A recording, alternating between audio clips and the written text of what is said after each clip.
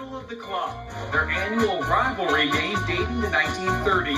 This is our club. You hear me? Our club! The significance of El Paso's longest and biggest high school rivalry was not lost on El Paso in the 60s.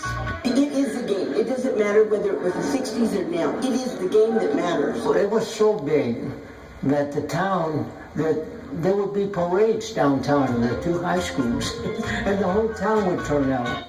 By 1962, the rivalry had become so large it was moved to Kidd Field, where 20,000 fans watched Austin win its 7th straight game over El Paso. Confident Tiger players plotted their revenge leading up to November 1963. It absolutely was. We were going to eliminate 7 years of frustration. But the seniors never got to fulfill that dream of running into Jones Stadium on November 22nd, 1963. 3 rifle shots 600 miles away in Dallas took away 1 life and altered millions more. John Fitzgerald Kennedy was assassinated today in the 46th year of his life and his 3rd year as President of the United States. All athletic events were canceled, including the Battle of the Claw.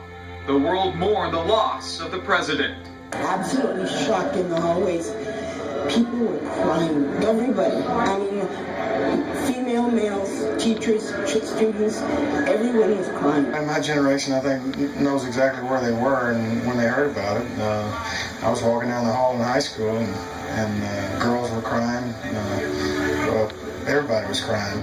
And so for the rest of the afternoon, it was just like this, wow, mixed feelings of, wow, we're not going to get to play the game, and then also, wow, what a tragedy for the country that Kennedy had died. Nearly all seniors at the 2 football schools would never play again. The opportunity to win the Claw denied by the events in Dallas. Most of our careers were over. Most of us had started playing in grade school, and most of us weren't going to play college ball, so this was it. It was over. Missing the game took a little bit less significant because of the national tragedy, but still, all of us to this day probably say we wish we could have played it. There was delayed satisfaction 2 decades later when El Paso High hosted Austin High in 1983 in a flag football game, and the Tigers won 36-28, claiming a victory 20 years in the making. It was a lot of fun. It got serious, but it was a lot of fun. A dark day in Dallas darkened El Paso's athletic landscape at the time, yet the rivalry remains, this year in the Sun Bowl. Bo Bagley, News Channel 9 Sports. All right, thank you, Bo. And this is what the triple header looks